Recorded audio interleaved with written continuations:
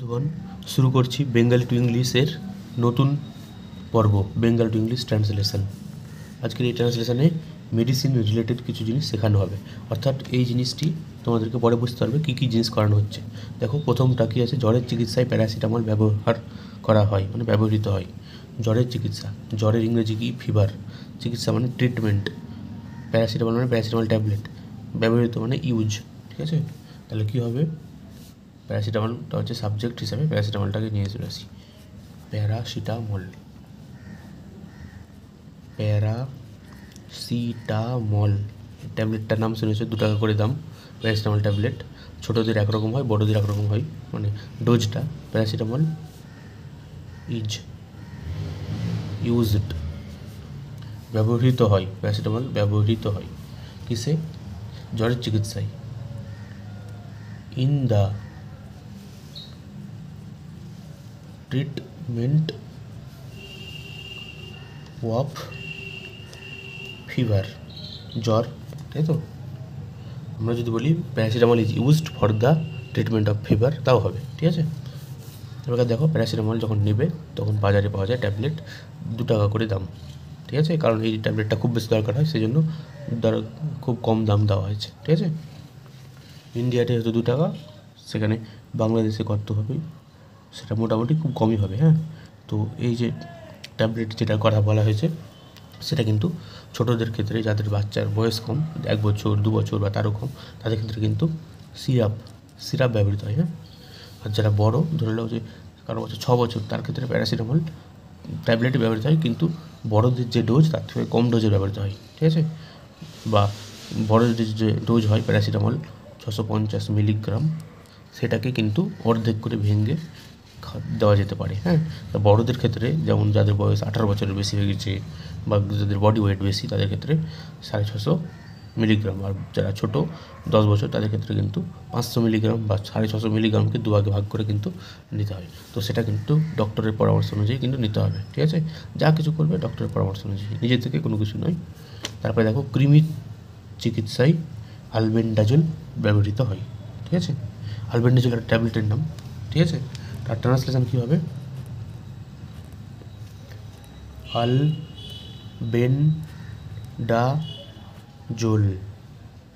তাহলে আলবেন্ডাজোল is used, ঠিক আছে, কৃমির চিকিৎসায়।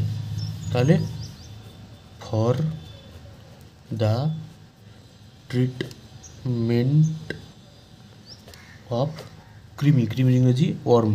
ঠিক আছে, ওয়ার্ম বলতে পারো, বা ওয়ার্ম ইনফেকশনও বলতে পারো। হ্যাঁ, বা ওয়ার্ম ইনফেস্টেশন, এভাবে বলতে পারো। তাহলে ওয়ার্ম যেগুলো থাকে, বিভিন্ন রকম হয় না, রাউন্ড ওয়ার্ম বা হুক ওয়ার্ম, এরকম অনেক কিছু ওয়ার্ম থাকে। তো তার জন্য আলবেন্ডাজোল ট্যাবলেট ব্যবহার করা হয়, বা সিরাপ। ডাক্তাররা তোমাদেরকে বলে দেবে, ডাক্তারদের পরামর্শ অনুযায়ী সেগুলো খেতে হবে। আমরা সাধারণত যাদের বয়স বেশি, মানে 18 বছরের বেশি, তারা আলবেন্ডাজোলকে 2 বার খেতে পারে। আলবেন্ডাজোলের যে 400 মিলিগ্রাম ডোজ থাকে, সেটাকে এখন একদিন খেলাম, তারপরে 2 সপ্তাহ পরে আরও একবার খেতে হবে, যে দেখতে হবে কী অবস্থায় আছে।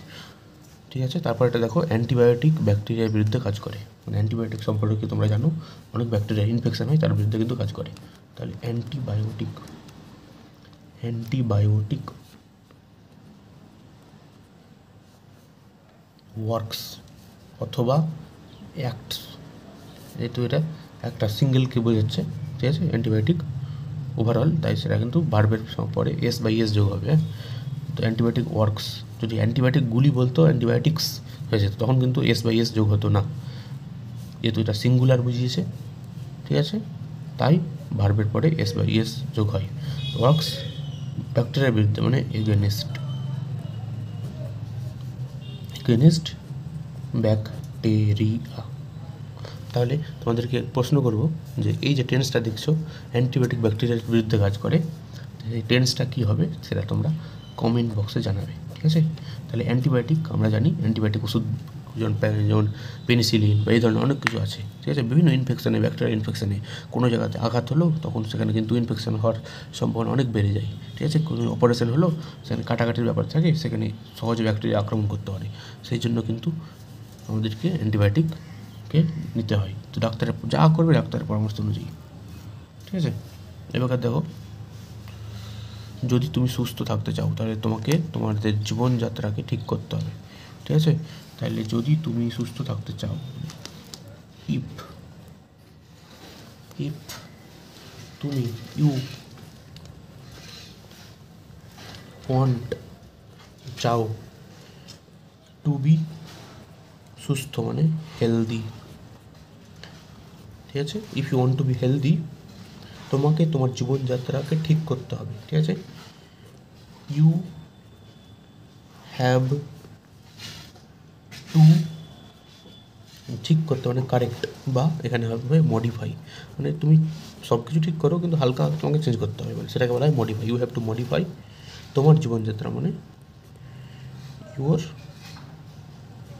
লাইফ স্টাইল, ঠিক আছে। এবার দেখো, এখানে তুমি এটা বলতে পারো you shall have to modify, ঠিক আছে। কিন্তু ইউ হ্যাভ টু মডিফাই বললে কিন্তু ওভারঅল কিন্তু ট্রান্সলেশনটা ঠিকই থাকবে। আমাদের ট্রান্সলেশনটাকে কী করতে হবে, যেটা যেন বোঝানো যায় সেটা হিসেবে দেখতে হবে। যেহেতু তোমাকে তোমার জীবনযাত্রা ঠিক করতে হবে, এটাকে বলতে চাইছে যে, ঠিক আছে, কী হবে এইটা, ইউ এর পরে কী বসবে, উইল বসে। উইল তোমরা বসাতেও পারো, নাও বসাতে পারো, কিন্তু অর্থটা যেহেতু চেঞ্জ হবে না, ঠিক আছে। স্ট্যান্ডার্ড করার জন্য আমি উইলটা ব্যবহার করলাম না, তোমরা ব্যবহার করতেও পারো, ঠিক আছে। কারণ এটা কিন্তু আলটিমেটলি জীবনযাত্রা ঠিক করতে হবে, মানে ফিউচারের কথা বলা হয়েছে। তারপরটা দেখো, অ্যামলোডিপিন ট্যাবলেট নিতে হবে রক্তচাপ নিয়ন্ত্রণ করতে। যারা দেখবে অনেক বয়স বেশি, সেটা অনেকেরই কিন্তু ব্লাড প্রেশার অনেক বেশি। ব্লাড প্রেশার মানে যে ব্লাড প্রেশার থাকে না, সেটা 140/90 এর বেশি হয়ে গেলে সেটাকে ব্লাড প্রেশার বলে।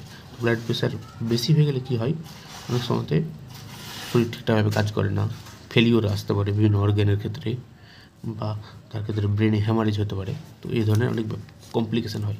সেই জন্য ডাক্তারের পরামর্শ অনুযায়ী তোমাদেরকে কিন্তু প্রতিদিন ট্যাবলেট নিতেই হবে, হ্যাঁ, ডাক্তারের পরামর্শ অনুযায়ী। তো অ্যামলোডিপিন ট্যাবলেট নিতে হবে, অ্যামলোডিপিন ট্যাবলেট নিতে হবে মানে should be taken, should be taken মানে নিতে হবে মানে নেওয়া উচিত। এখানে শুড বি টেকেন কিসের জন্য, রক্তচাপ নিয়ন্ত্রণ করতে, টু কন্ট্রোল, ঠিক আছে। রক্তচাপ মানে ব্লাড প্রেশার, ঠিক আছে। তাহলে এইটা হচ্ছে নিয়ম। তাহলে এইভাবে কিন্তু সাবজেক্ট করলাম, তারপরে একটা এই মোটামুটি ভার্বের একটা জিনিস, তারপর অবজেক্ট, এটা ঠিক আছে। এগুলো ঠিক আছে, এগুলো কিন্তু ওটা মানে স্টেটমেন্ট দিচ্ছে, এটাকে কিন্তু কোনো টেন্সকে কিন্তু বোঝাচ্ছে না, কিন্তু নিতে হবে যখন বলছে তখন কিন্তু একটা টেন্সের মতোই প্রকাশ পাচ্ছে, ঠিক আছে।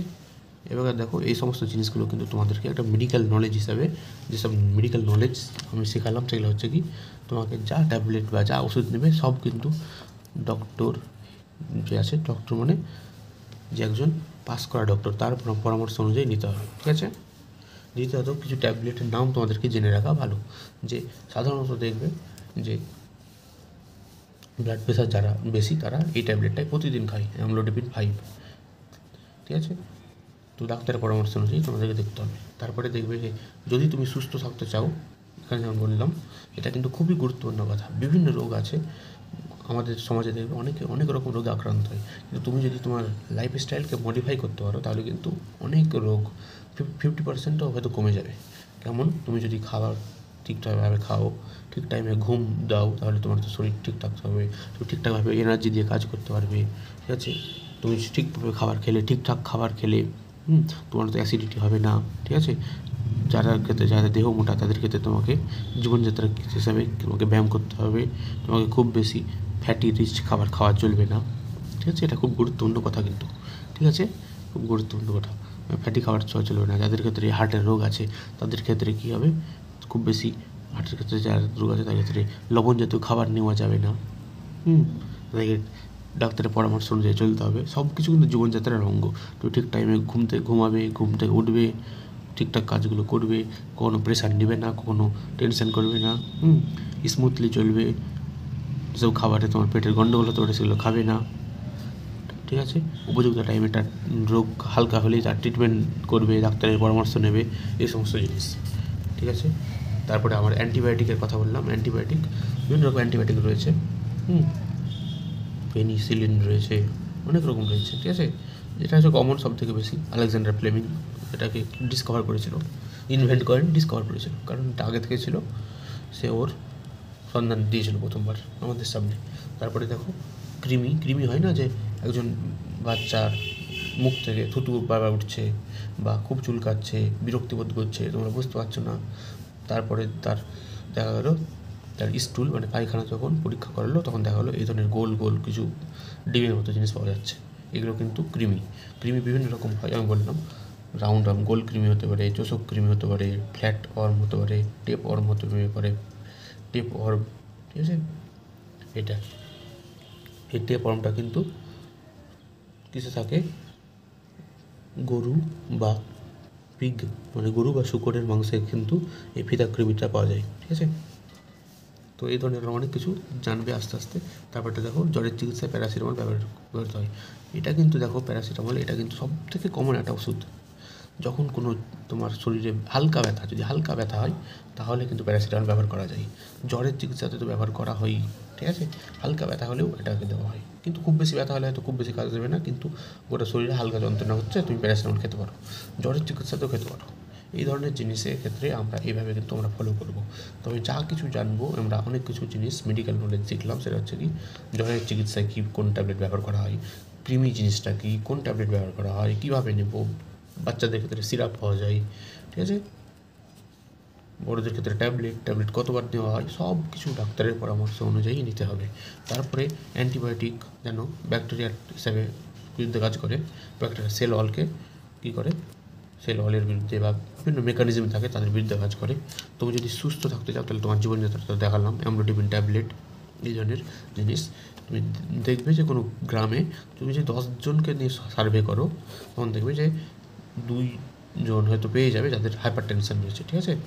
হাইপার টেনশন মানে ব্লাড প্রেশার বেশি, তো তাদেরকে কিন্তু বলা হয় যে প্রতিদিন তোমাদেরকে কিন্তু ওষুধ নিতে হবে, আর প্রতি সপ্তাহে কিন্তু 2-3 বার ব্লাড প্রেশার চেক করতে হবে। কারণ দেখা গেছে ব্লাড প্রেশার এত বেড়ে গেল হঠাৎ করে যে ব্লাড ভেসেল যেগুলো সেগুলো সেগুলো কিন্তু ফেটে গেল, তখন কিন্তু মাথার মধ্যে রক্তক্ষরণ ঘটবে। মাথার মধ্যে রক্তক্ষরণ হলে সে ভয়ানক পরিস্থিতির সৃষ্টি হয়, ঠিক আছে, পেশেন্ট এমনকি মারাও যেতে পারে। তো এই ধরনের নলেজগুলো কিন্তু আমাদেরকে রাখতে হবে, এগুলো সাধারণ নলেজ আমাদের সকলকে রাখতে হবে, সে যেই হোক না কেন সাধারণ মানুষকে যে রাখতে হবে, যেটা আমাদেরকে আমাদের সমাজ গড়তে, আমাদের ফ্যামিলির ক্ষেত্রে সাহায্য করবে, ঠিক আছে। তাহলে আজকের জন্য এই পর্যন্তই থাকলো। তাহলে এরপরে আবারও আমরা অন্য একটি ভিডিওতে আসবো। এইভাবে কিন্তু সব ধরনের ইংরেজি শিখবো, ট্রান্সলেশন শিখবো, কিন্তু তার সঙ্গে সঙ্গে মেডিকেল নলেজ যেগুলো থাকবে, সোশ্যাল নলেজ যেগুলো থাকবে, ঐতিহাসিক নলেজ যেগুলো থাকবে, ঠিক আছে, বাংলাদেশের বিখ্যাত ব্যক্তি, ভারতের বিখ্যাত ব্যক্তি, পশ্চিমবঙ্গের বিখ্যাত ব্যক্তি, ত্রিপুরা, মণিপুর, এই সমস্ত বিখ্যাত ব্যক্তিদেরকে কিন্তু আমরা জানবো, ঠিক আছে। তাহলে আজকে এই পর্যন্ত থাকলো।